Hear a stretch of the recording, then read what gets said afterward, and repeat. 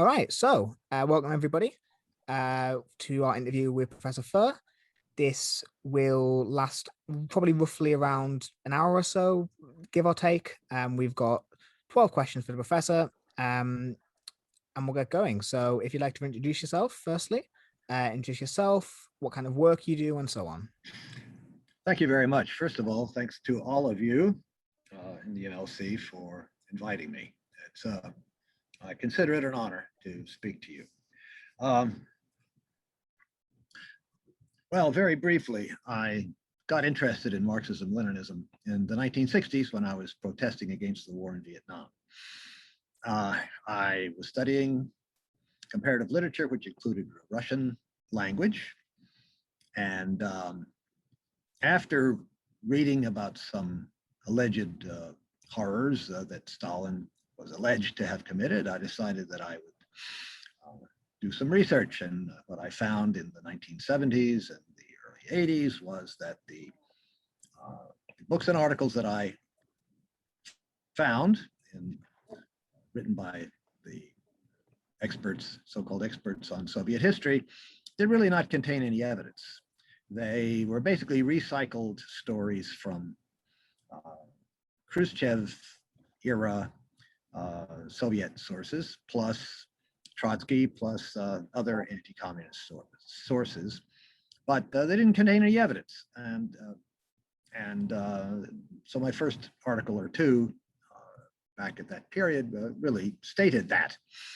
And then when the internet came along, I put one of my articles online and was contacted by a gentleman in Russia who's been my colleague now for over 20 years, Vladimir Prof.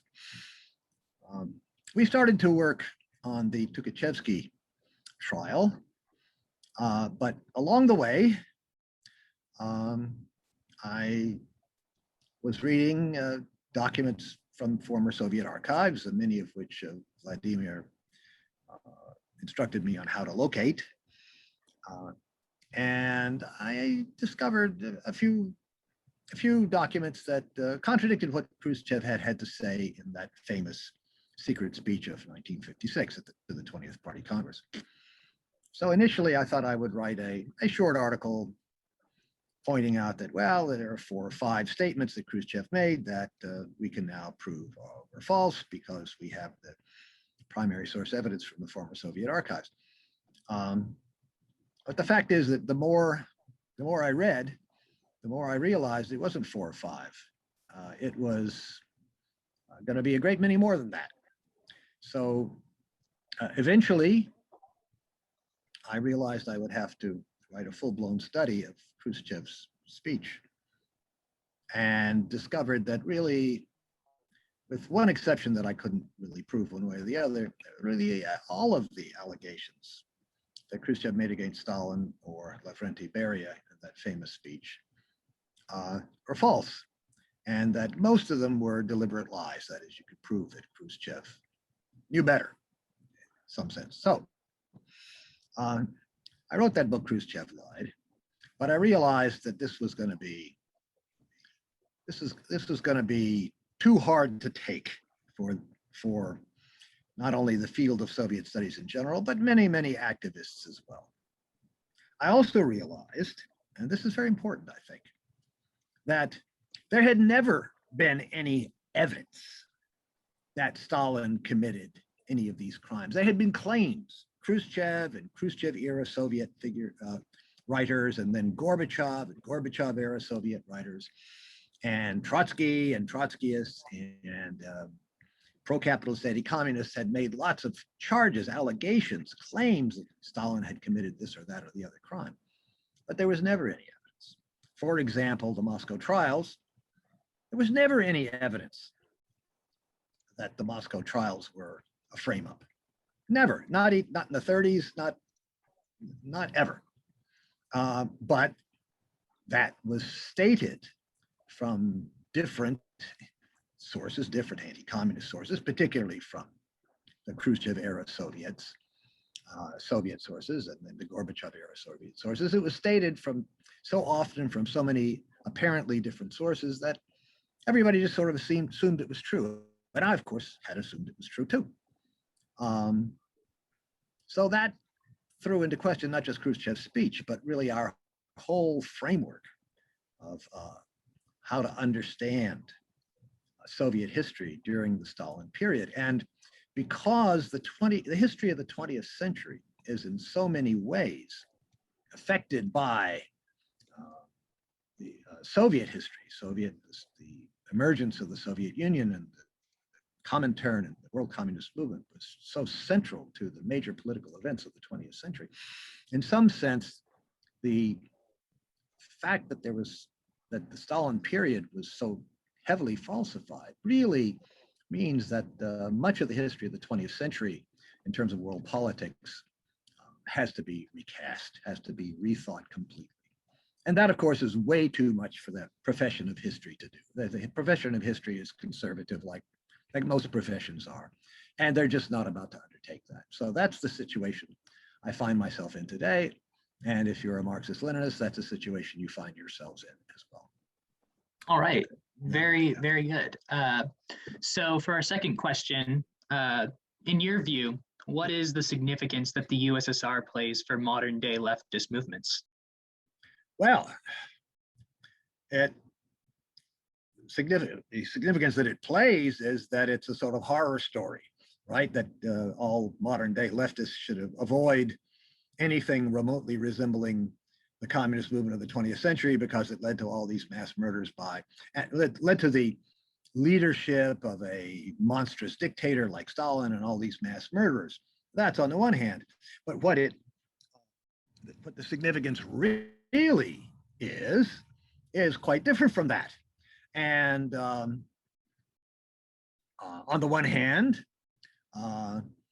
if you take the achievements of the Soviet Union during the period where Stalin was in the leadership, let's say from the late 1920s to 1953, those achievements were monumental, and they were recognized worldwide as monumental achievements. Then if you also remove the stigma, the false charges of terrible crimes leveled against Stalin, then the picture of the Soviet history during that period of time is much more positive, and it means that we have to rethink that period again. We have to rethink the whole question of why the Soviet Union did not evolve into a communist society, which was certainly the aim of Lenin and Stalin and many millions of communists all around the world, including in the Soviet Union, but way beyond that. So we have to rethink that whole question of what, not only what great achievements the Soviet Union accomplished, but what caused it to go off the rails and not lead to a communist society. Mm-hmm. Okay, third question. What advancements were made for the people of the USSR from 1929 to 1953? It's the most controversial period for mainstream historians. So to be clear for those listening, basically we're looking at what is, give or take, considered to be the Stalin period here. Yes, that's right. 29 to 53, the tough period that Stalin was really in the leadership of the Soviet Union. Really had no serious challengers for that leadership. For the advancements for the people in the Soviet Union, well, collectivization ended the 1,000-year cycle of serious, devastating famines that had existed in Russia, Ukraine, and that whole area. And in fact, the 4 serious famines of the 1920s were the immediate cause of the Bolsheviks and Stalin turning to the process of collectivization in order to put an end to the medieval system of agriculture very primitive agriculture in Russia, in the Soviet Union, which would have continued to cause devastating famines every several years, and of course, which would have doomed the Soviet Union to destruction by the fascists. So this was a tremendous achievement and an absolutely essential one, and of course laid the basis for the increase in the standard of living in the Soviet Union after the Second World War, because the agriculture collectivization went hand in hand with industrialization. Industrialization meant many things, of course, building a powerful army, building a machine tool industry, building a, but also producing goods which in times of famine, because there still were famines, there were still harvest failures, the Soviets could exchange for grain when they needed to from foreign countries. So after 1932-33, the famous famine at that time, there really was never again another serious famine except for that of 1946. But there's been some good research on the famine of 1946. It was caused, as was the famine of 32-33, by natural causes, and it was Europe-wide. For example, probably 300,000 to 500,000 Germany starved to death that year. And Great Britain even asked the Soviet Union, the Cold War hadn't really descended yet, Great Britain actually asked the Soviet Union for help in feeding the British population, and of course the Soviets had to tell them that they couldn't give that help because the Soviets were suffering a famine too.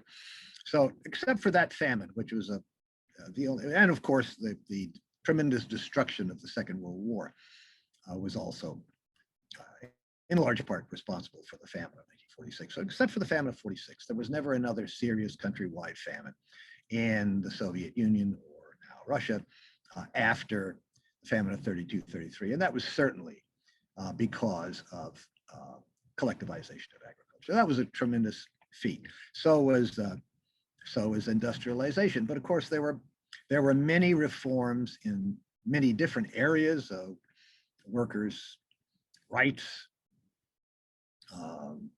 in terms of subsidies for rent and for food and for necessities, vacation, free education. The situation of women was greatly improved. The racism was officially outlawed and with considerable success. There was anti-religious propaganda, which certainly had a big impact on a couple of generations of Soviet citizens. And I won't say much about it, but I think one of the tremendous gains was the international communist movement, which was a major force in organizing workers in industrial countries, such as the United States, and probably the single most significant force in anti-colonial struggles against the imperialist powers. The so-called free world, of course, are all imperialists, okay, who had no respect for the rights of the people under their boot, and certainly were not democratic any more then than they are now. So the international communist movement was a tremendous success. Think of the Spanish Civil War, right? The international brigades. You know, the greatest demonstration of proletarian internationalism, perhaps that ever existed in the world. So, so just briefly, those are some of the really world-shaking benefits and advances in the during this so-called Stalin period. Yeah, those are all phenomenal points. I really like how you got into talking about, proletarian international nationalism and how the Soviet Union projected itself, Yes. to be for the benefit of international laborers. I think that's something that people on the left, like even today, like really quick to overlook the position that the Soviet Union really played in strengthening struggles for liberation and leftist policies around the world. And yeah, I think it's important that we put the spotlight on that. Kind of wrapping around back, I think that oftentimes people talk about the famine in 1932 and 33, the so-called Holodomor, as like a horrible intentional genocide and something terrible. So could you shed some light on this event in particular, like whether it was a genocide or a natural famine, something else, and why do you think historians today view it the way that they do? So before I get to speaking about the famine, which in some sense I spoke about very briefly in answering the previous question, let me just say this. What's important to me is, and it has been from the beginning, is to discover the truth about Soviet history. When I became interested in the history of the communist movement, the Soviet Union during the anti-war movement of the 1960s, I didn't know. I wasn't pro-Stalin. I wasn't anti-Stalin. I mean, I guess I was anti-Stalin in the sense that sort of everybody was, because, that's what we were taught in school and so forth. But I mean, I really didn't know anything. And so I determined that I was not going to go out there and be an apologist for any side. I was going to try to discover the truth. And it is possible to discover the truth if you study historical method and you know how to use primary source evidence. It's possible. And for those of you who are maybe not familiar with that, read some of the Sherlock Holmes mysteries. I quote them in one or two of my books because people are familiar with them. And, Holmes doesn't care who committed a certain crime. He just wants to solve the crime. That's it. He wants to get to the root of things. He wants to find out the truth. And so I saw myself in that kind of role, and I still do. However, I very quickly discovered that if you dare to study an alleged crime by a crime that's alleged that Stalin committed, and you study it and you come to the conclusion that the evidence does not support it, that there is no evidence that Stalin actually committed this crime, you'll be called a Stalinist. And what that means is that people will assume that you started with a preconceived idea that you were going to try to cherry pick the evidence that Stalin was not guilty and ignore the evidence that he was guilty, or something like that. And that you're not being objective, you're not interested in the truth, you're just interested in defending Stalin. Now, that is in fact not true of me, but it is true of the history profession in general, the profession of people who study and teach Soviet history. It's true of them. It is true of Trotskyists, Social Democrats, and all anti-communists, that they start from the premise that Stalin was bad, and they cherry pick their evidence, if they can find any evidence at all, and use logical fallacies and quoting from people whose statements are not evidence. And they go out of their way to try to claim that Stalin was a mass murderer. And it's gotten to the point now, long since gotten to the point, whereby you simply aren't allowed to question that.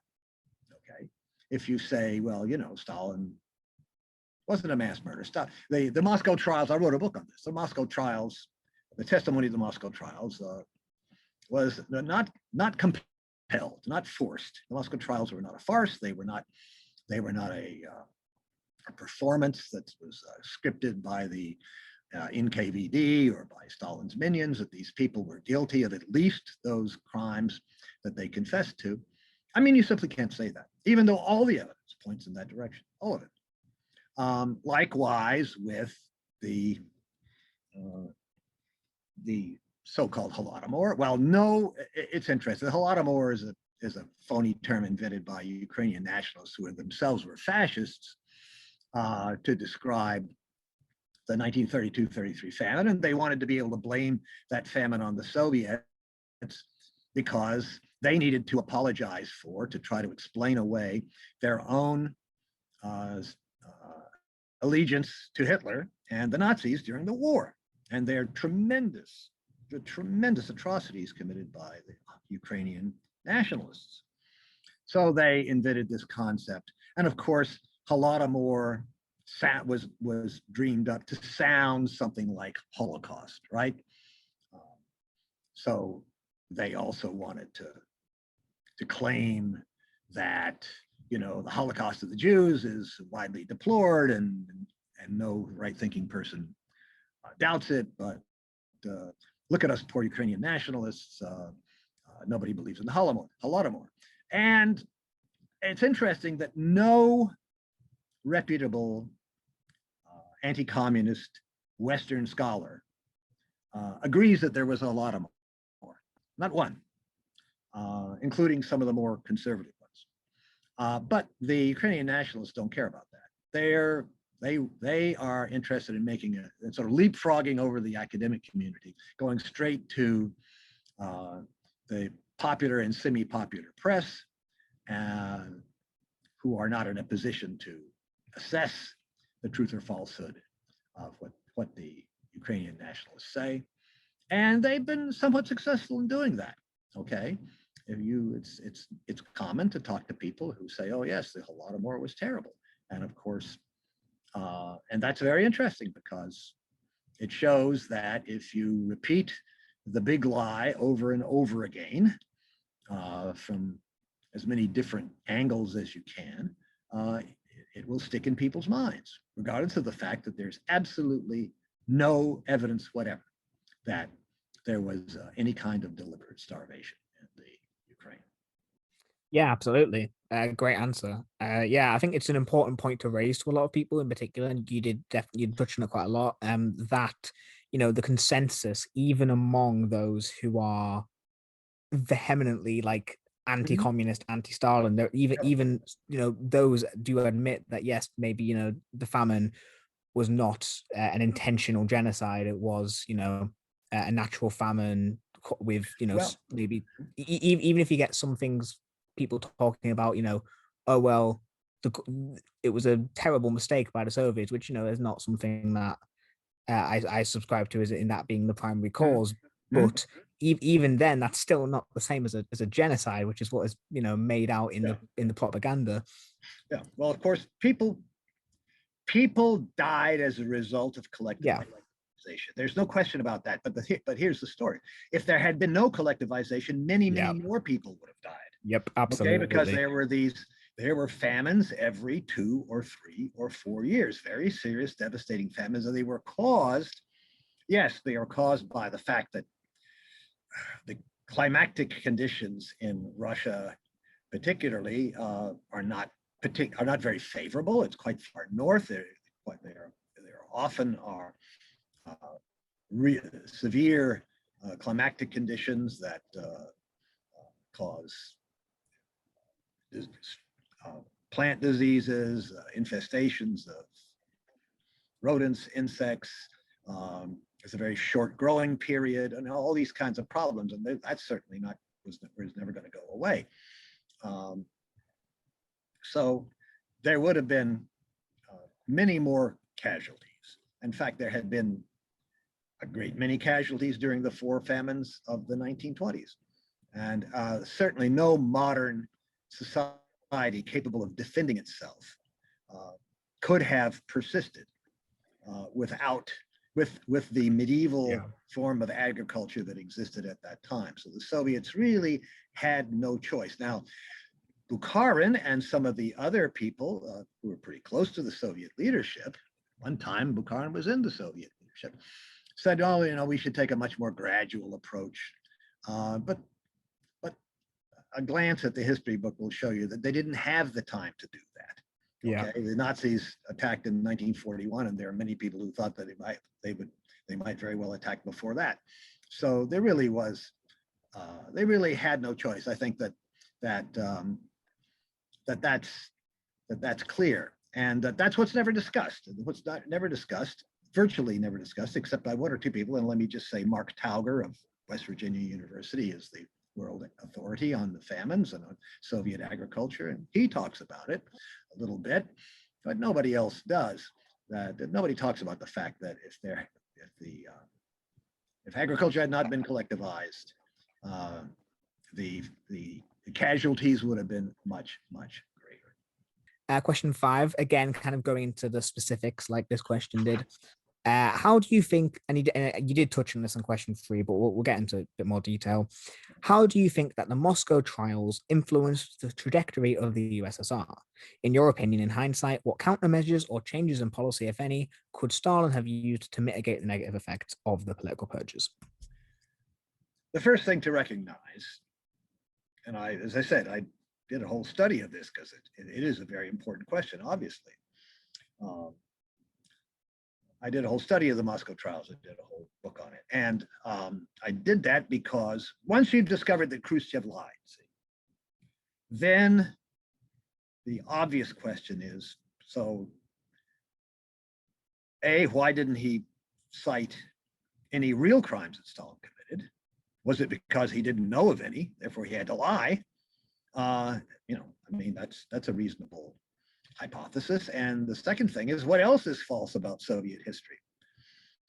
So up until Khrushchev's speech, I would say that certainly in the world communist movement, not including the Trotskyists, of course, in the world communist movement, people believed that the Soviet government, that they believed that the Moscow trials were honest and that these defendants were guilty. Okay, that was what most people believed. Yes, the anti-communists, of course, said, oh, no, they're all frame-ups and so forth. Trotsky said, oh, no, they're all frame-ups, but they had no evidence of that. There was never any evidence that these trials were other than what they appeared to be, genuine trials with genuine confessions by genuine defendants who were guilty of at least the crimes that they confessed to. And I studied their testimony and weigh it according to the evidence that we now have from the former Soviet archives, and it's very clear. So the real question is, why didn't people understand that? And the reason people didn't understand that, well, the anti-communists and the Trotskyists, is because they didn't want it. They didn't want it to be true. They wanted these trials to be phony because they wanted to slander and attack the world communist movement. And Trotsky, of course, had it in for Stalin specifically, but in general, that's why they claimed that these trials were fake. Now, Khrushchev comes along and he declares they were all false. They didn't have any evidence that they're false. I've studied all that Khrushchev stuff. He didn't have any evidence that they were false. When it came to Gorbachev, and there was the Brezhnev period, when it came to Gorbachev, he made even stronger claims that the Moscow trials are frame-ups. Some years ago, my colleague Vladimir Bobrov in Moscow and I published an article, I think it's on my webpage, because we discovered the decree of the Soviet Supreme Court in 1988 that declared Bukharin and other defendants of the Third Moscow trial innocent. And that document was top secret in the Soviet Union at that time, and it's still top secret in Russia today. It has not been released, but we found a copy of it in the Volkogonov archive, which is, an archive of stuff that was smuggled out of the Soviet Union. Okay, the Soviet Supreme Court was lying. We wrote an article proving it. They lied. So clearly, they would not have done that if they had any evidence that these people were. These defendants were innocent. They had no evidence that they were innocent. They had to falsify the evidence that they cited. So yeah. Now the Met, you said, what could the Soviets have done to mitigate the negative effects? Well, I think they did take some steps. The transcript of the first trial was partial. It was only partly a transcript. A lot of the trial was summarized, and there were only certain quotations from it that were published. In the second trial, much more of the full transcript was published. And in the second and third trials, the prosecution cited documentation that they had to use as evidence, because that was not done in the first trial, and the Soviets, it seems, paid attention to some of the criticisms of their opponents and decided to include documentation in their in the trial transcripts, and they did. But none of this was going to convince any of the anti-communists, and it certainly wasn't going to convince Trotsky and the Trotskyists. So the real pivotal question comes down to, where did Khruschev come from? Because if Khruschev hadn't given that famous secret speech, if there hadn't been a Khruschev, now, you know, that's a kind of counterfactual statement that in some sense is highly speculative, you know, but if there hadn't been a Khruschev, the world history, the history of the world communist movement would have been very, very different. It was really Khruschev who opened up the floodgates to accusing Stalin and the Soviet leadership of his time, and thereby all of his policies and so forth, to this avalanche of falsehoods, of lies, which passed for the truth immediately because Khruschev was the leader of the international communist movement, and still passes for the truth for the most part. You can still find lots of scholars who quote Khruschev era documents as evidence, even though none of it's evidence. I published that book, Khruschev Lied, in Russian, a different title, of course, in 2008, and I published it in English in 2011, which is 10 years ago. I know, because I know enough people in the field, I know that everybody, all of the professional historians of the Soviet Union know about it. It is never cited. Not only is my book never cited, I mean, but the fact that Khruschev lied in that speech is never cited, ever.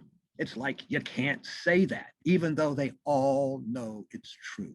So when it comes to the professional field of Soviet history, you're talking about a deeply dishonest field of study, where there is some honest research in specific narrow areas, but the framework that it's all put in is what I call the anti-Stalin paradigm, and it's really really very, very dishonest. And of course, the people who are in the field know that you can't say, you can't claim, if there's some crime that Stalin's been accused of, you cannot say, no matter what evidence you have, you can't say, well, he didn't do it, we have the evidence. You just can't say that. That's taboo. Okay, you can't, it can't be done. It's not, you're not going to make a career that way. You're not going to get published. You're going to ruin yourself. So, you know, why even go there? But of course, the rest of the world doesn't know that. And the mass media don't know that.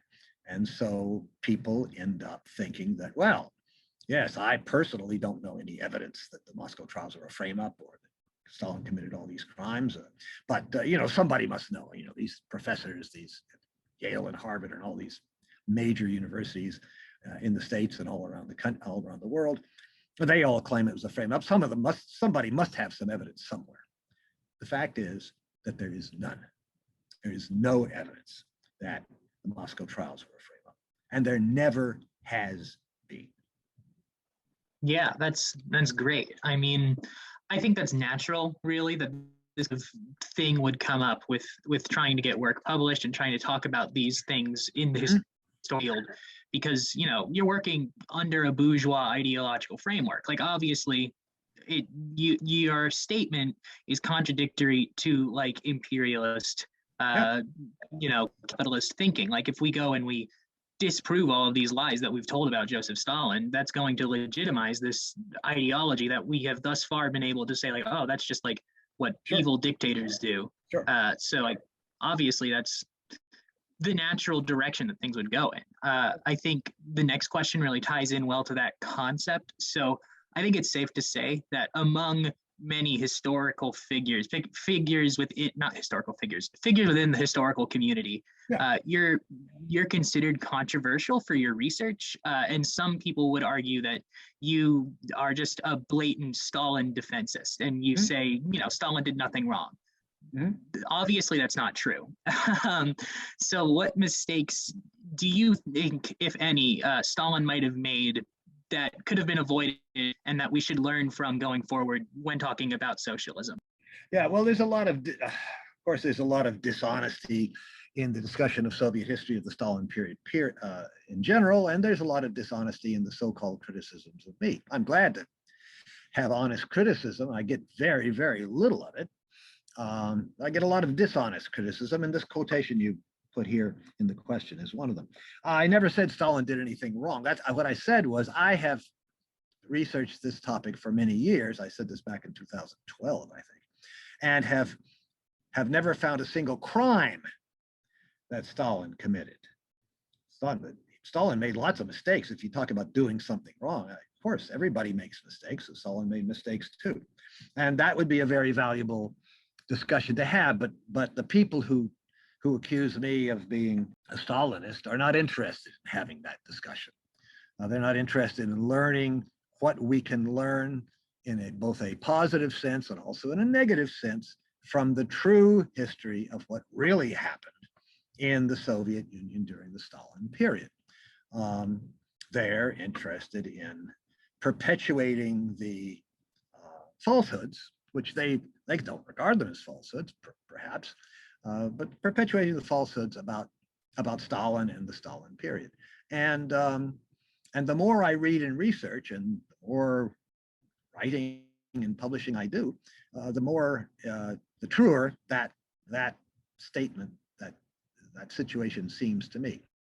That this is people who claim that I'm a Stalinist are basically saying, Furr is biased, he's not interested in the truth, he's not objective, and so you can ignore what he says. And in fact, none of that's true. I strive very hard to be objective. Anyone who's read any of my books will see that there is a section in each of them about the absolute need for objectivity and how if you don't proceed with objectivity in your study from the very beginning, you will never come across the truth. And that's true in the sciences and the social sciences, and it's true in history as well. And as for being a controversial figure, what I guess, if that means anything, it means that I don't say what other historians say. The reason that I can afford to be objective and to tell the truth the way I see it, the way the evidence shows it, is because I don't make my living by participating in the profession of Soviet or Russian history. I'm not a professional historian of that period. I teach English literature. So my career, so to speak, is not dependent upon having people in the field of Soviet studies agree with me. But if I were in the field of Soviet history, Russian history, I certainly would not be able to go out and discover the truth. I would not be able to publish the materials that I publish because they simply would not be published. They would not be accepted. A quick example, a couple of years ago, I published a book on the Katyn massacre. And I discovered that essentially there's no evidence worth the name that the Soviets were guilty of killing the Polish prisoners at Katyn.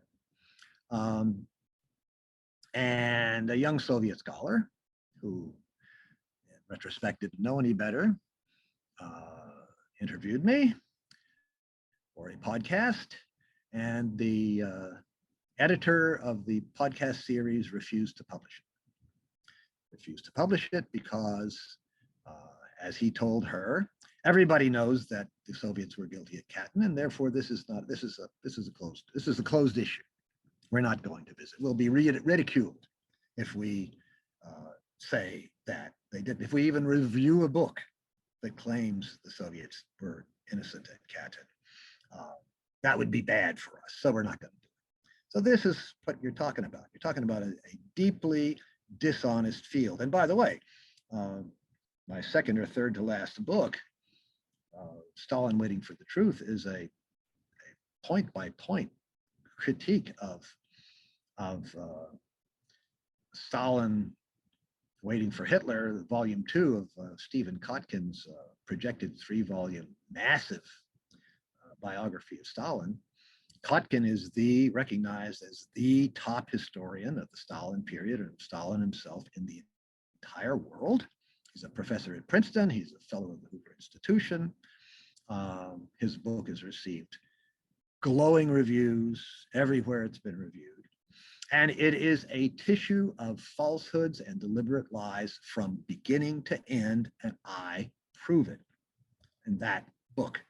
You can read it. But if Kotkin, if the leading figure,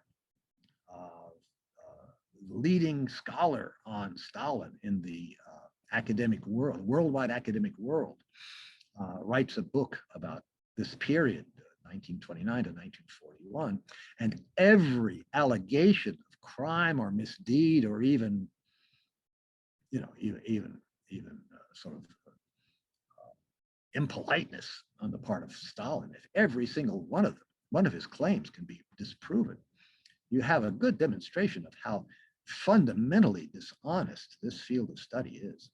Yeah, thank you. That was a very in-depth response. Okay.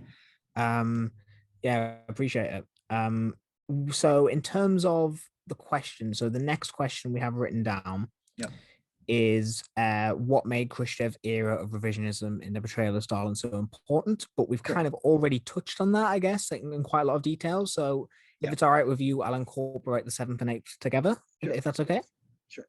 Okay. Thank you. Okay. Khrushchev was the leader of the international communist movement, and what he said was horrifying to communists around the world. But it was, it was like a gift to anti-communists everywhere, and so of course it was welcomed by anti-communists all over the world, including by the Trotskyists, and it became very influential as a result. There was some popular resistance. Certainly in Georgia, there were riots and the NKVD had to be sent in. This is as a result of Khrushchev's speech. There were certainly a lot of discontent on the lower levels of the society, among the working class, peasantry, but not organized revolts. But Khrushchev's stance was popular among intellectuals who regarded it as, and anti-communists, because Khrushchev started to publish people like Solzhenitsyn and others who echoed his dishonest critiques of the Stalin period. And that was defined as freedom of the press, freedom to express yourself. There was certainly more freedom for anti-communists to express themselves under Khrushchev. There was no freedom for people who disagreed with Khrushchev, who thought that he was lying. There was no freedom for them to express their opinions. Now we know that in the Soviet Union, in Russia, and this goes back to the last days of the Soviet Union too, there are many people who doubted. They didn't have the evidence, but they doubted. But the Khrushchev era and Gorbachev era allegations of massive crimes by Stalin, and now that a considerable large number of primary sources from former Soviet archives have been published, have been made available. We're now able to prove that Khrushchev and Gorbachev and their henchmen and so forth were lying. But of course, that couldn't be done during the Soviet period. Okay, nobody really had any evidence to refute what they had to say. So there was resistance. Now, of course, let me just conclude by saying that now, of course, Stalin is either the first or second most popular figure in Russian history. When Russians are asked in Russia today, various polls, Stalin is either the first or the second most popular figure. Usually the first most popular figure is some ancient figure like, one of the czars who fought against the Mongols, or something like that. And Stalin is a very popular figure among the masses of the Russian population, but he's extremely unpopular in general among the intelligentsia, who never were won to the ideals of socialism and communism. Yeah.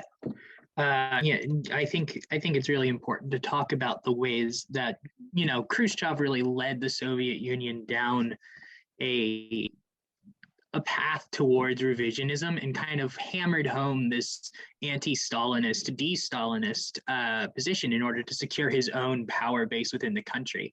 Mm-hmm. So I think it's pretty generally agreed that after Khrushchev took power, after Stalin died, the Soviet Union to move down a path of revisionism.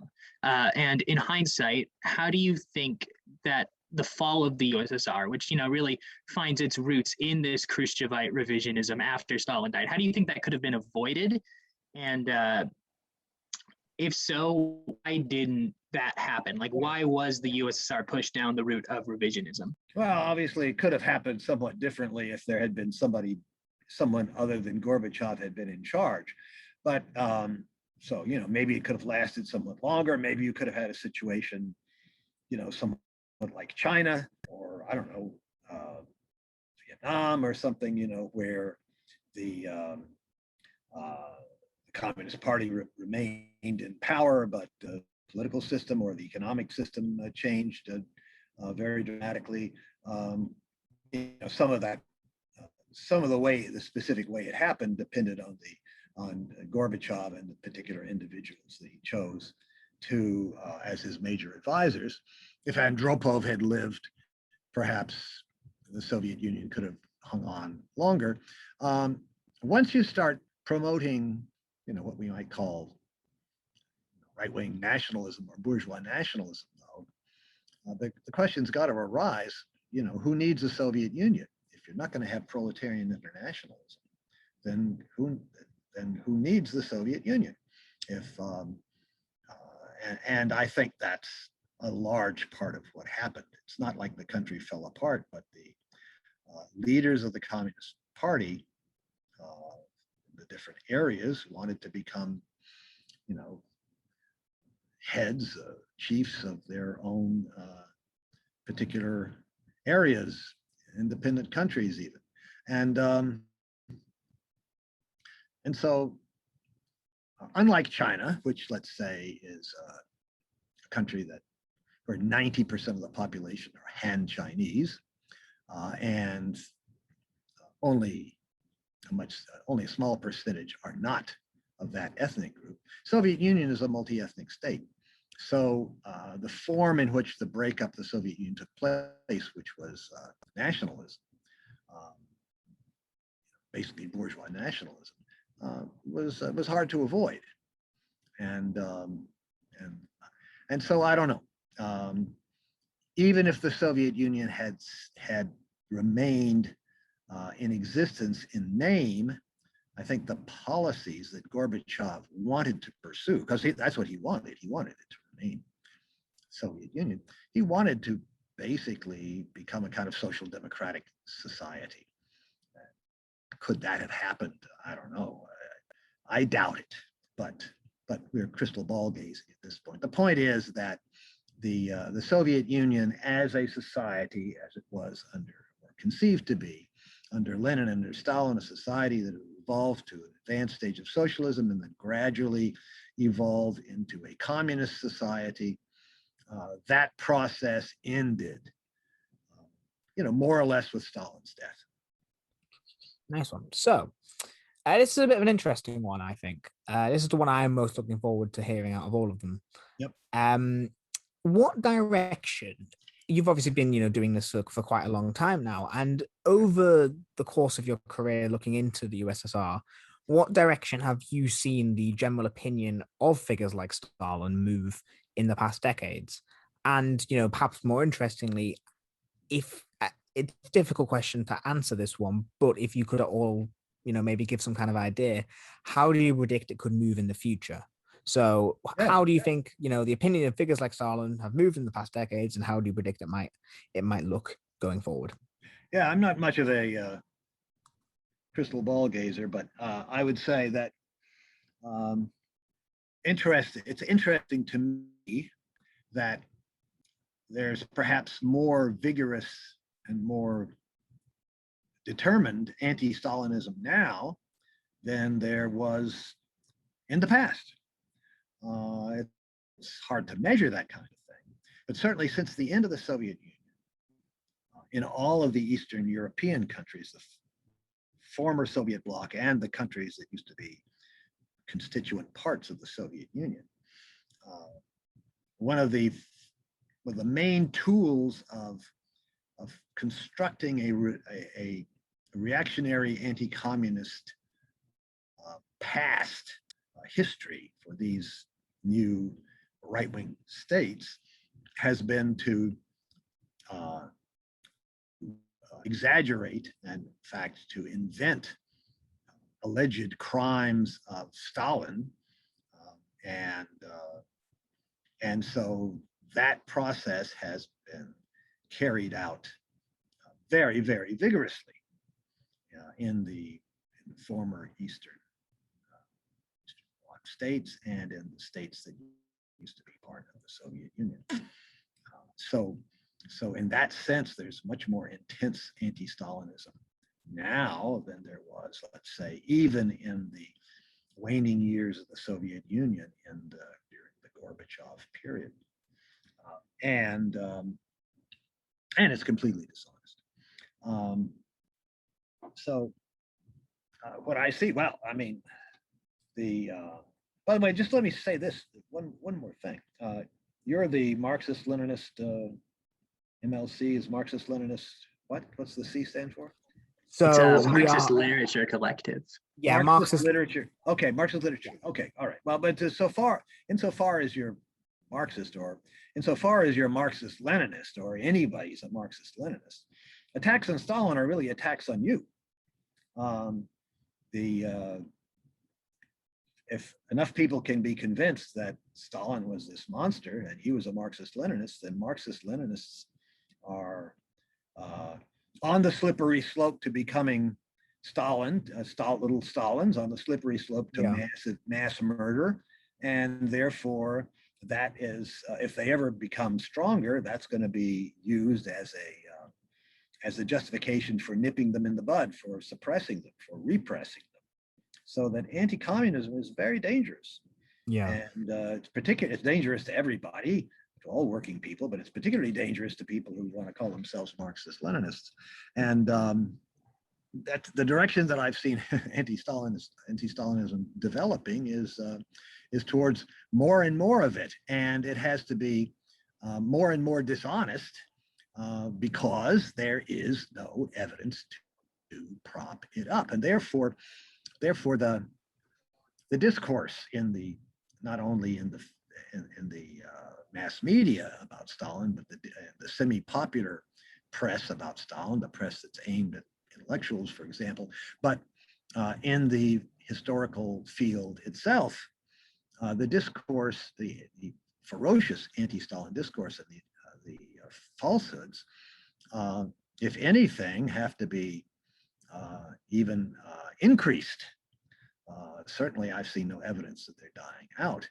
And to ask for evidence is simply taboo, okay? Because I know a couple of people in that field, and a couple of them have told me that, yes, that's true. We can't really prove any of these things, but who wants to rock the boat? I want to have my career. I want to do my specific study, and I'm certainly not going to come out and say, well, you know, the evidence against Stalin is like the emperor's new clothes. You know, it isn't really there, but people keep saying it's there, but it isn't really there. They're not going to say that, and they're not going to go there. So I don't foresee the anti-Stalinism in the profession or in the mass media or in the capitalist world, if you want, even in Russia. I don't foresee it decreasing. I am in touch with a number of people in Russia who are working on the Katyn issue, who are convinced by the evidence that the Soviets were not guilty at Katyn, and they translated my Katyn book into Russian and have done a little bit to publicize it as much as they can. But the Russian government still insists that the Soviet government was guilty of murdering the Poles at Katyn. They have absolutely no evidence. All the evidence points in the opposite direction. Read my book, you can see it. But that doesn't stop the Soviet government from claiming it. The Soviet government, of course, is tremendously anti-Stalin, anti-communist, and so they're not going to start telling the truth. Now, it's not just the Russians. Of course, we know that the United States government lies about its foreign policy and domestic policy and so forth, lies about American history as well. But I don't see, we're talking about Stalin here, I don't see any let-up in the anti-Stalin propaganda in future years. And if anything, it's going to perhaps increase. I'm awaiting volume 3 of Stephen Kotkin's projected 3-volume biography of Stalin. That's going to be very interesting. It was initially announced for November 15th, 2020. Then it was postponed to February the 1st, 2021. And now there is no specific date. I don't know why that is, but when that comes out, I look forward to studying it very carefully. It'll probably take me a couple of years. And I would be very surprised if Kotkin did not continue to lie in an outrageous manner about the last years of the Stalin period, and because that's how he's built his career, and that's what's going to perpetuate his status in the field. That's what everybody's looking for, and of course he's a fellow of the Hoover Institution, which is the premier anti-communist research institution in the world. And the Hoover Institution never publishes anything that is objective, that is not anti-communist. They're not interested in anything like that. So even to be a fellow of the Hoover Institution, if you know somebody's a fellow of the Hoover Institution, you know right away that person can have no, that person's a phony scholar, because they have no respect for the essential ingredient of objectivity, without which no scholarship is worth anything. Yeah, I think you really like hit the nail on the head with that one. I think that probably the most important reason why we have to make it a point, or we should at least try to make it a point to talk about Stalin and try to, you know, defend him in this way is that it's also an attack on us, you know. Yeah. That like me personally, Marxist Leninist, I'm called Stalinist all the time, just because you know that's the ideology found, and you know, the idea that it's always derogatory. The idea that anybody would actually be looking for the truth and then discover that Stalin did not commit some crime, that is taboo.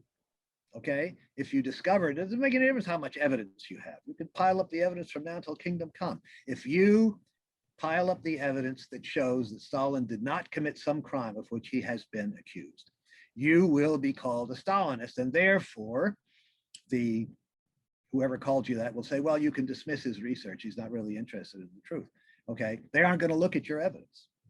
So that's the situation we're in with regard to the Stalin period of the Soviet Union, which of course it's a tremendously important for people on the left generally to study what really happened in the Soviet Union, as opposed to all of these lies about all the crimes that Stalin committed and so forth. It's tremendously important to study the truth, to first of all discover the truth, and then to study it so we can learn not only lessons from what the Soviets did that was correct, that was good, but also learn from the errors they made, because obviously they made errors. Stalin and like Lenin wanted to build communism, and that didn't happen. So they must have made some serious errors, not crimes, errors. And we need to know what those errors were. But as long as we're presented with a history which is a tissue of lies and fabrications and falsehoods, we can never learn what those the lessons from what the Soviets mistakes. It's, you know, it's impossible to have a constructive, objective, you know, decent, proper discussion about Stalin and the USSR, you know, under his leadership and their role and everything. It's basically impossible to have that, you know, necessary and good conversation when we're spending most of our time just trying to debunk people who say that, you know, it was akin to like fascism and Hitler, which is absurd. And you know, you're right to point that out. It is very difficult to have the constructive, proper conversation that needs to be had when, you know, the view of Stalin currently in you know, as you point out, like mainstream bourgeois historian circles is, you know, that he was the most evil person on the planet and blah blah blah whatever. There's one let me just say one more thing about the Moscow trials. The Moscow trials transcripts are easily available. They're available cheaply in secondhand bookstores online. If you add up all the pages of the 3 Moscow trial transcripts, you're looking at, I don't know, 1,500 pages. Very few people have studied those transcripts. I have studied them. Very few people have, and you can understand why. If you've already been convinced by all the propaganda that, you know, these trials are all frame-ups, then why would you put in the effort, the time to study the transcripts, right? So therefore, they're seldom, if ever, studied. I don't mean read rapidly through. I mean, they're seldom, if ever, studied. Now, in my book, The Moscow Trials as Evidence, that's what I do. And it's very revealing.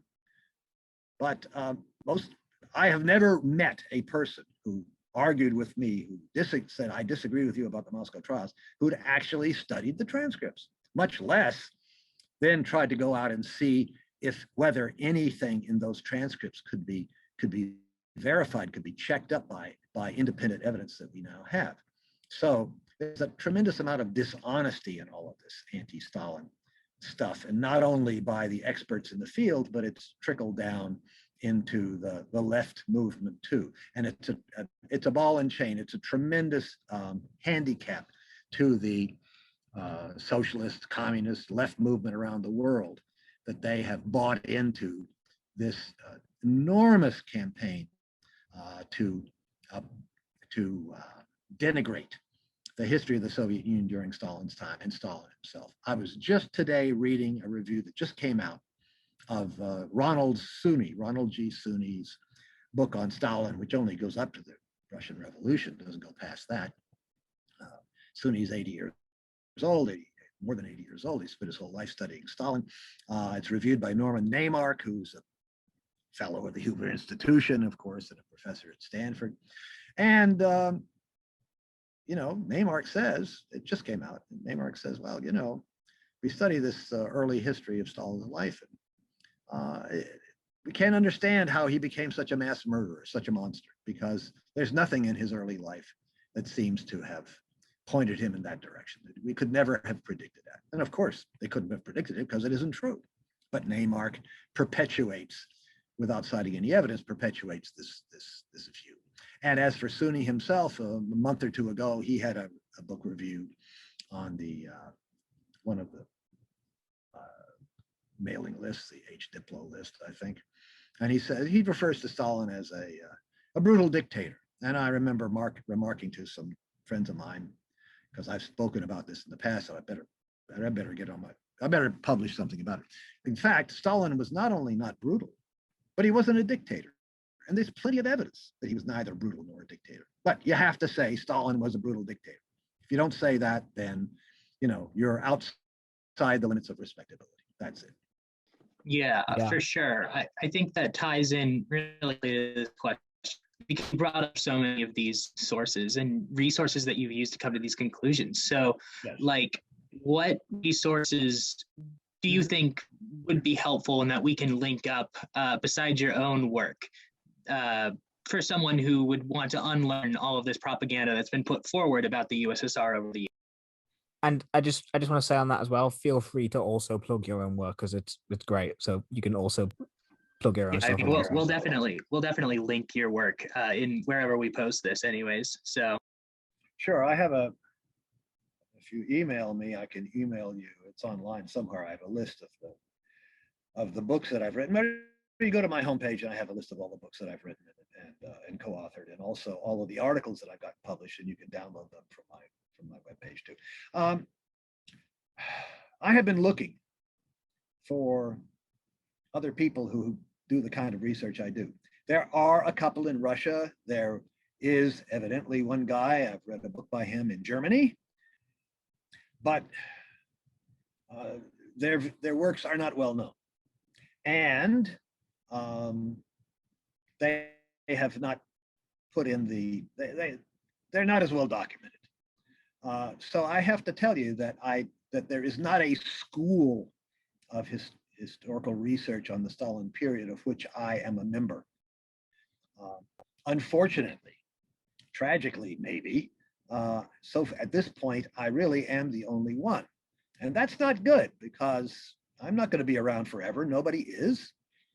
And we desperately need more people doing the kind of work I do. I don't mean kind of coming to my conclusions. I mean studying the history of the Soviet Union during the Stalin period with objectivity and with the determination to use primary source evidence, a good logic and reasoning, and to avoid all the logical fallacies that you so often find in this kind of research. I don't know of anybody else who is doing this, and we desperately need more people to do it. There you have it. Yeah, that's definitely something to look at. It's worrying, as you point out. It is worrying. Yeah, I have a few friends who are Trotskyists, and their defense, because some of them have actually read a little bit of what I've written, not too much, because I guess it's threatening to them. I don't know, but in any case, they're nice guys, and I get along with them. But so their defense is, well, you can't believe Soviet evidence. But the primary Trotskyist historian of the last generation, and the one that's universally praised by all Trotskyists, is the late Vadim Rogovin, who died, I think, in 1999. But he wrote like 8 books on the Stalin period in Russian. Some of them have been translated into other languages. I think 2 of them are in English now. And he used nothing but Soviet era documentation. Yeah. So the idea that, well, Soviet evidence is not good. If the only evidence we have that Trotsky, for example, was guilty of collaboration with the Nazis, which he certainly was, because we have an enormous amount of evidence of it. If the only evidence we have of Soviet that is Soviet evidence, then we can throw it all out and ignore it. But that's not objective, of course. What's objective is if you come at it for somebody who has no preconceived ideas, and you have this person, Trotsky, whom you don't know anything about, but you take a look at the evidence, and there's this tremendous amount of evidence that he was guilty of collaborating with the Nazis, and no evidence that he wasn't, of course, except for his own denials. Of course, he's going to deny it. Then you have to say, well, unless something else comes up, unless different evidence comes up, unless something new is discovered, we have to conclude, we have to go with the evidence. Scientists, materialists go with the evidence, whether it's in physics or chemistry or biology or the social sciences and history too. You have to go with the evidence. The evidence that we have is that Trotsky collaborated big time with the Nazis, just like the Soviets charged him in the Moscow trials of doing. And we have no countervailing evidence. And therefore, that has to be our conclusion. You have to go with the evidence. But of course, Trotskyists are not objective. They're not interested in the truth. They're interested in being defensive.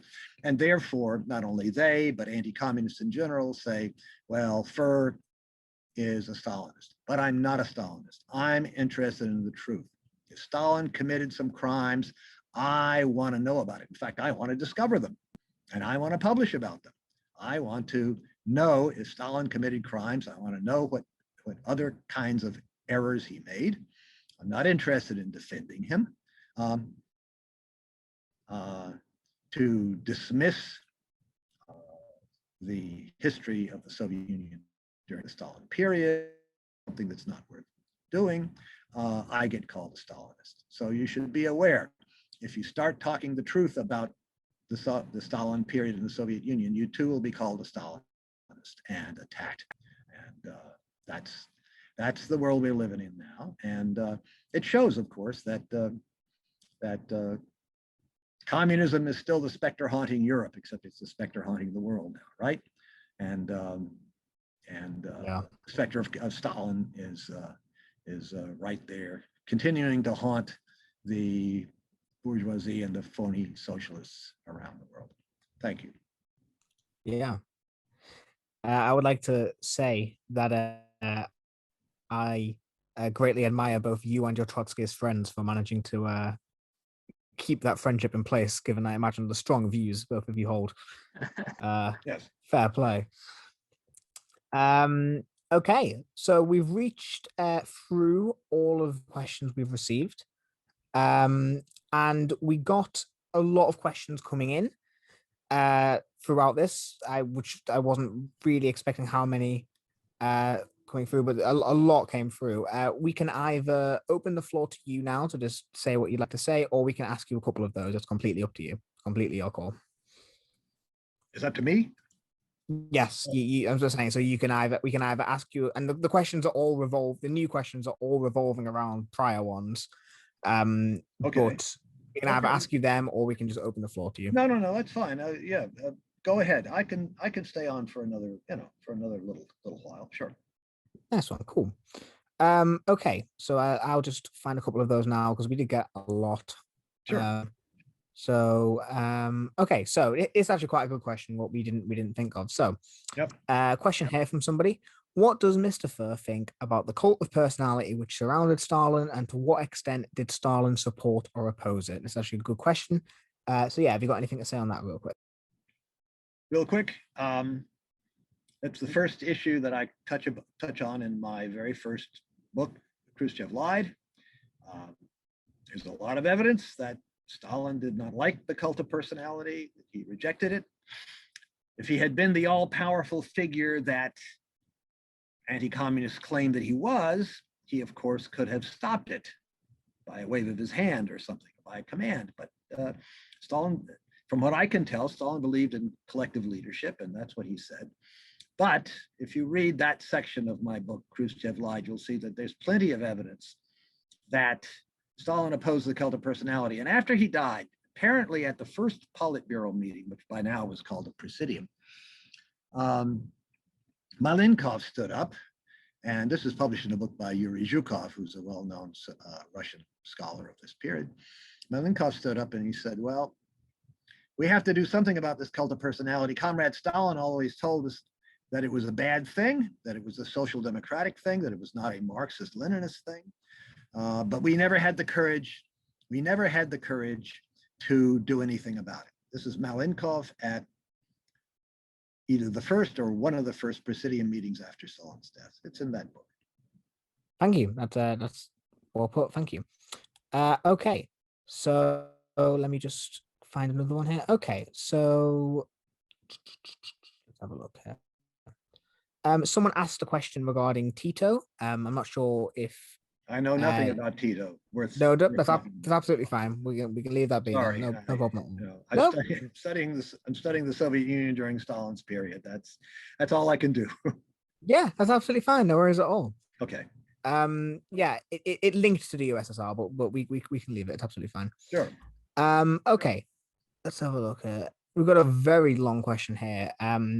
So we got a long question here. I'm going to try and summarize it a little bit. So we got a question basically saying the emergence of an ultimately counter-revolutionary class of bureaucrats was something that Stalin himself recognized the danger of, perhaps too late. And they mention here in the question that his intended democratic reforms to solve these unfortunately ultimately failed. So the two questions the commenter is asking from this are: one, to what extent was the emergence of this counter-revolutionary class the inevitable result of the Soviet economy and state? And secondly, what historical lessons can we learn from it? This is partly a historical question and partly a theoretical question, and I'm not confident that I can argue the theoretical question very well. But in my opinion, okay, let's put it that way. This is not something I can prove. In my opinion, having studied the Soviet history during the Stalin period and trying to penetrate through all the obfuscation and the lies and so forth and try to get at what really went on, which I think is our task if we want to really learn from the Soviet history, do better in the future. I think that the Bolshevik concept of how to build socialism was faulty. I think that Stalin did not contravene what Lenin taught or advocated. I think Stalin basically continued it, tried to follow what he imagined Lenin's blueprint would have been. Lenin didn't really have a blueprint. Marx and Engels didn't really have a blueprint either. But Lenin had made certain remarks over the years, and Stalin certainly studied those. And he tried to do what he imagined Lenin would have done. And as far as I can tell, he did. So that suggests that there is something in Lenin's view of how to build socialism, which was never fully developed by any means. And even before that, in Marx's and Engels' view of how to build socialism as communism, that is either faulty. Well, that's faulty. Let's just say that. The document that I'm thinking about by Marx is the Critique of the Gotha program, where he talks about I think it's the first stage and the second stage of the lower stage and the higher stage of socialism. And he makes some remarks there that people in the socialist and communist movements after him seized upon to if you want, legitimate inequality, the preservation of all kinds of inequalities under socialism. And certainly that was the case in the Soviet Union. Okay, there was a tremendous and growing disparity in pay. There seemed to be little or no effort to break down the division between mental and manual labor. Let me not say none, but it was certainly insufficient. Soviet sciences and technology were largely a continuation of capitalist sciences and technology in many respects. The forces of production were organized in a capitalist manner, assembly lines, workers, foremen, so forth and so on. Arguably at the time, the theory in the 30s was, we're building socialism, which is a preliminary stage to moving towards communism. This isn't communism. And B, we're going to have to do anything necessary to industrialize quickly, to build up our armaments industry and our army, to withstand the coming onslaught from the capitalist powers.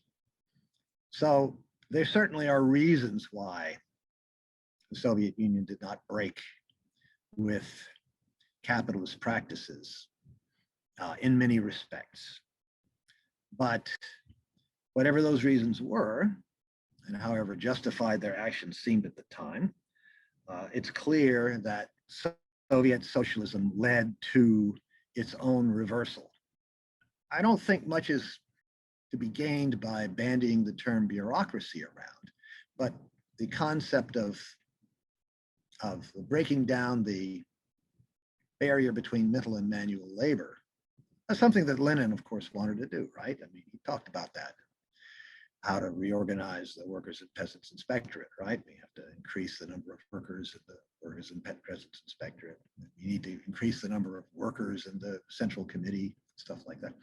But I think that's an important issue.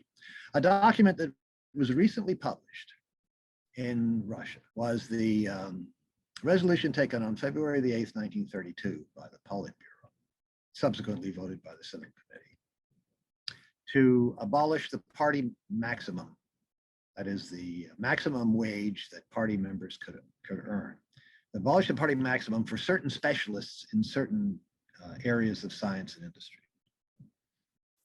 As far back as the Khruschev period, Roy Medvedev, who's not somebody who's I have much faith in, but he did note that the party maximum had been abolished.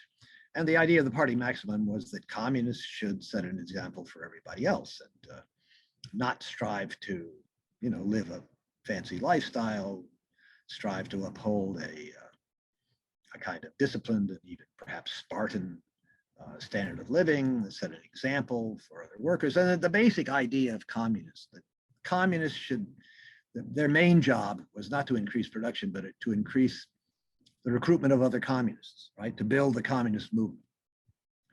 And I think that was lost sight of, that the good communist became the person who was most expert in production, economic success. Now, economic success is very important, but looking back on it, I think we need to reassess those kinds of decisions.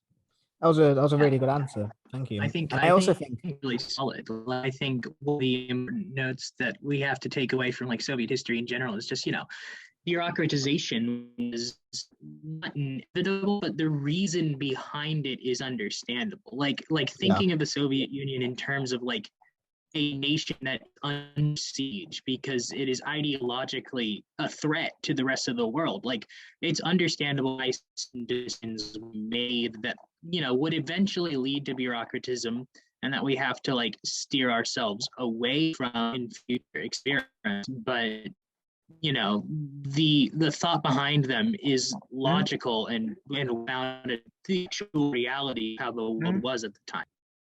There's a book that's not bad by an American Trotskyist, I think it's Thomas Twiss, about Trotsky's concept of bureaucracy. I believe he's the author.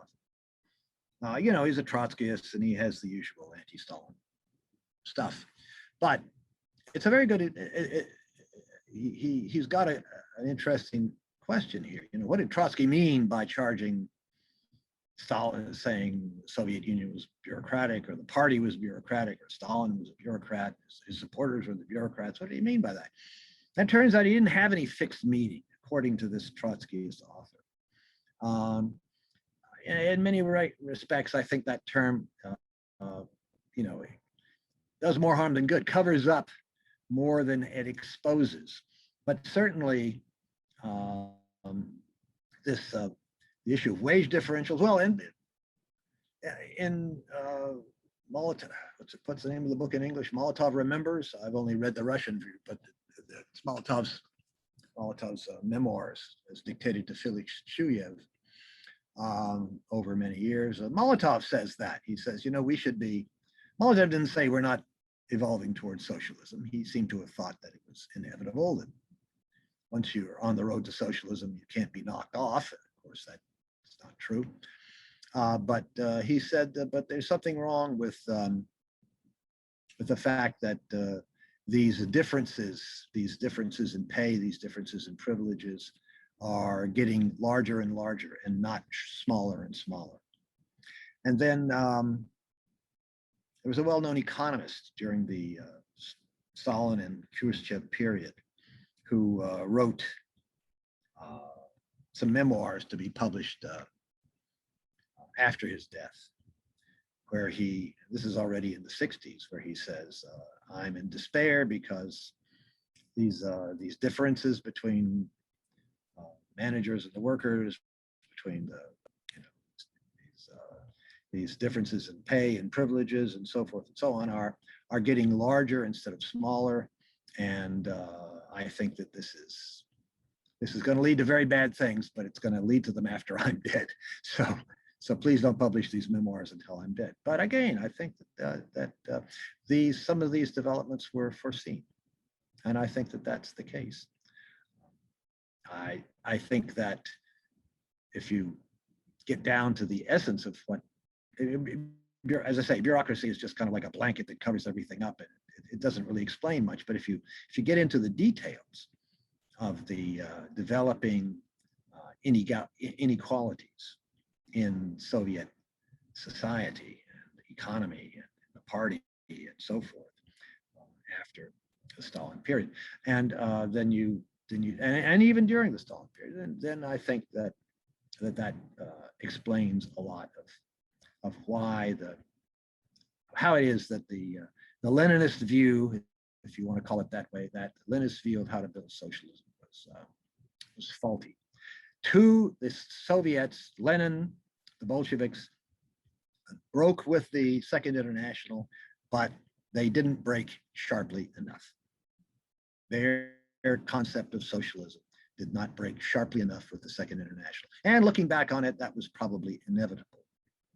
So the onus is on us to learn from the successes of the Soviets, particularly under Stalin, and their errors, and to make sure that we imitate their successes and that we do not imitate their errors.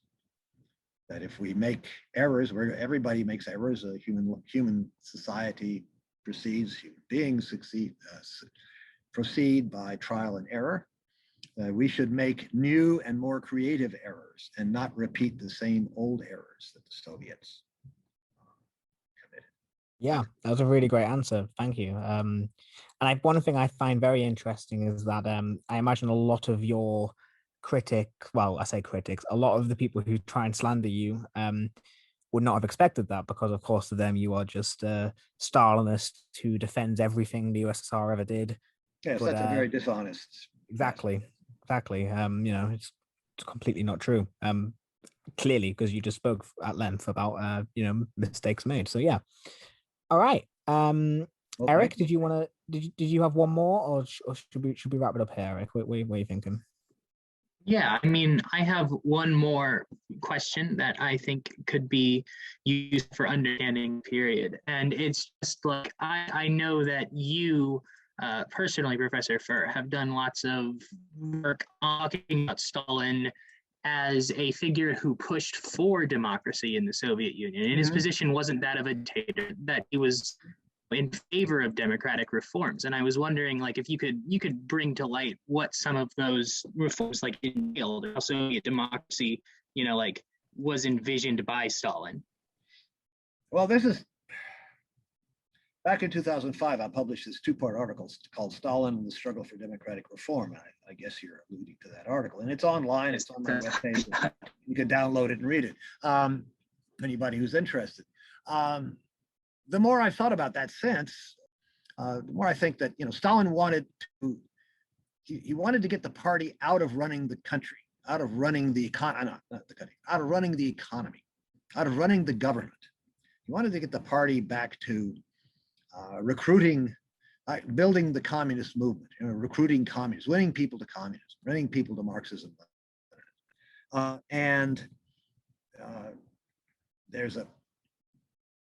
If you study the 1936 Constitution, you can see that. But his proposals as embodied in that constitution, looking back on it from our perspective today, seem to me to be social democratic. He wanted to have, contested elections. Perhaps that's too strong a term. Perhaps he wanted something along the lines of the Paris Commune, where representatives could be recalled at any time by their constituents. He certainly wanted to make sure that people voted for those they thought were the best,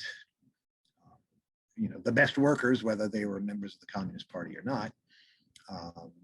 Stalin had some concept of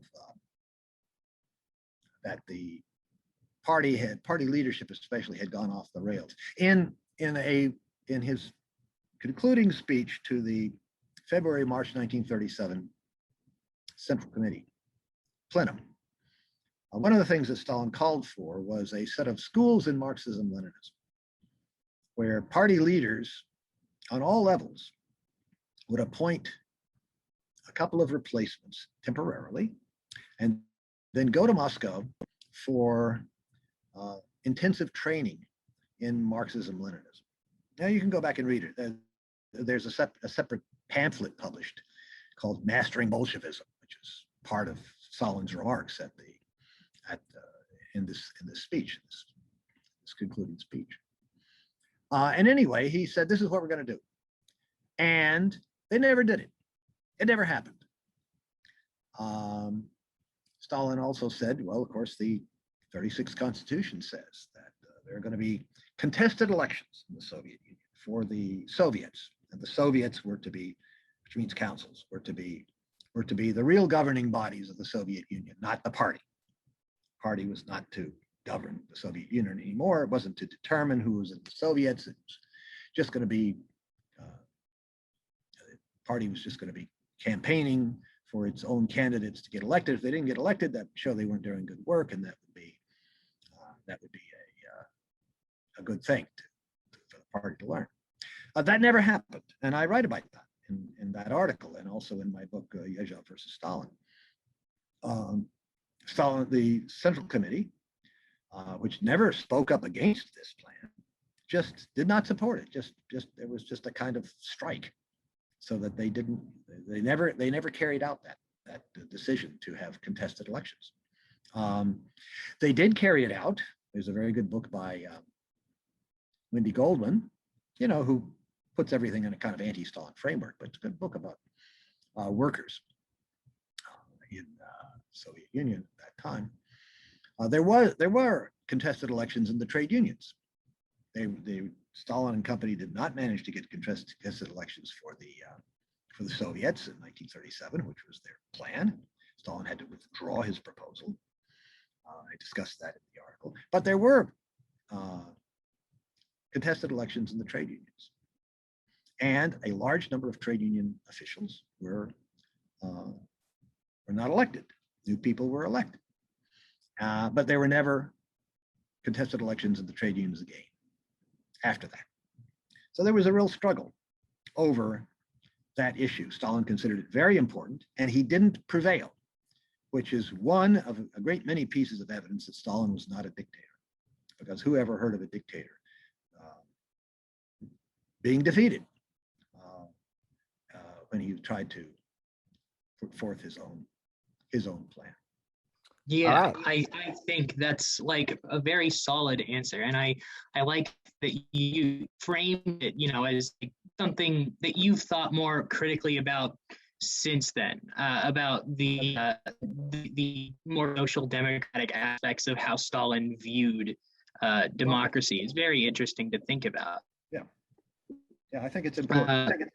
But of course, if you think that Stalin was a terrible dictator the whole time, you're never going to get to the point of looking at that question, and therefore you're never going to get to the point of thinking about it. And that's what all this anti-Stalinism does: is it cuts off. And that's it. The work that it does. It stops people from learning the important lessons that the history of the true history of the Soviet Union and the Stalin period has to teach us. Yes, exactly. I think that was our last question, and from here we can Professor Furr, if you had anything else that you would like to say, if you would like to promote your works or give any special recommendations of your work, or just anywhere, Sure. any other plugs, that would be great. Sure. There's a link on my homepage that lists all my books. Also, the books are on the homepage.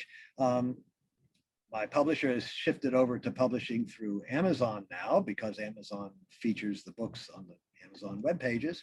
So you can now buy my books in most European countries and most countries in the Americas without paying the terrible shipping prices from the United States that it used to be necessary to pay. My articles are available for download. And I'd be glad to hear from any of you. But if you want to know more about the research I do, check out my homepage. I would say that's the thing to do. And I hope that some of you take seriously the task of carrying on this kind of work. I think it's very important work. You can learn Russian in a few years and start doing it. I encourage you anyway to embark on that road and go as far as you are able to do so. The Marxist Literature Collective is an organization which aims to educate as wide of an audience as possible on socialism, anti-imperialism, and progressive issues using a Marxist framework. We do this through a combination of online content, the links for which can be found in the description below, and through action in our local communities. If you enjoyed this video, be sure to leave a like and subscribe for similar content. You can also find us on Patreon, where we offer exclusive content for patrons who help support the MLC.